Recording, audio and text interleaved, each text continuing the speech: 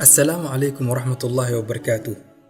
haddaa ku cusub tahay isticmaalka kombiyuutarka waxyaabaha ugu horeeyo dhigaha soo gaarayo ayaa ah kelimadahani Windows XP, Windows Vista, Windows 7, Windows 8, Windows 10. marka ma taqaana wax laga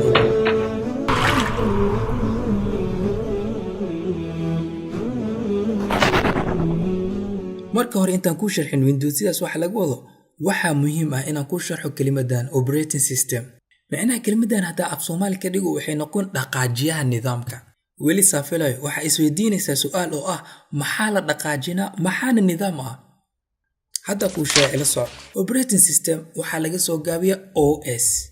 waa dhowr barnaamijyo software oo noqonaya mid u dhaxeeya ama u kala tarjumaya ama kala dhaqaajinaya hawsha u dhaxaysa qofka kombiyuutarka isticmaalayo iyo kombiyuutarka naftirkiisa.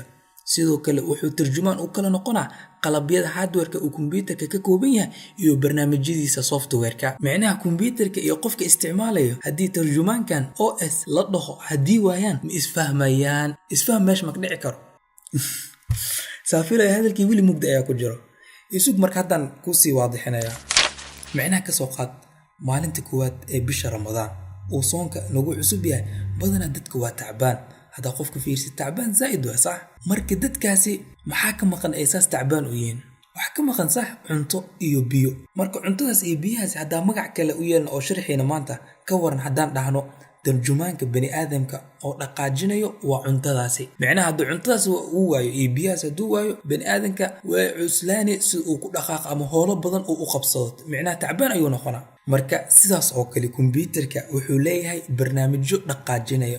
haddii barnaamijkaas la waayo kombiyuutarka wuxuu noqonaa qolof guriga ku yaalo camal oo waxba ma taray. marka su'aasha taala ayaa ah Windows iyo operating system intee iska soo galaan? sidaan korku uu sheegay Windows ma fahmi kartid adu OS fahmin. marka warka haddaan ku soo koobo Windows waa mid ka mid ah dhaqaajiyaasha nidaamka ama waa mid ka mid ah operating system. iyadoo sidoo kale ay jiraan operating system yo kaleente sida Android oo ah mid ka dhaqaajiyo mobilada. haddii mobilkaada uu waayo Android macnaha ma dhaqaaqi karo. waxaana iskale shirkadda Google sidoo kale Mac ay leedahay shirkadda Apple. marka qaybahaas kulli insha Allah mar kale ayaan sharxi doonaa. marka hadda su'aasha video aan ku soo bilaabin ayaa ah maxay kale yihiin Windows XP, muxuu yahay Windows 7, muxuu yahay Windows 8 iyo Windows 10. marka ugu horeysay Windows uu ka mid noqdo operating systemyada caalamka jira waxay ahayd September 1981 laakiin marka ugu horeysay Windows shaqeeyay oo la soo saaray waxay ahayd November 1985 waxaana loo yaqaan waqtigaasi Windows 1.0. sidoo kale waxaa loo yaqaan MS-DOS. laga soo bilaabo waqtigaasi ilaa 2000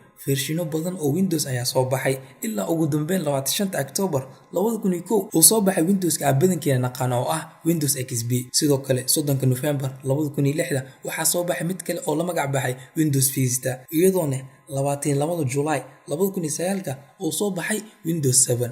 sidoo kale 26 October 2012 waxaa soo baxay Windows oo lagu magacaabo Windows 8. iyadoo sidoo kale October 17 2013 uu soo baxay Windows 8.1. ugu dambeyn 29 July 2015 waxaa soo baxay Windows 10 oo ah nusqada ama versionka ugu dambeeya ee hadda la isticmaalo.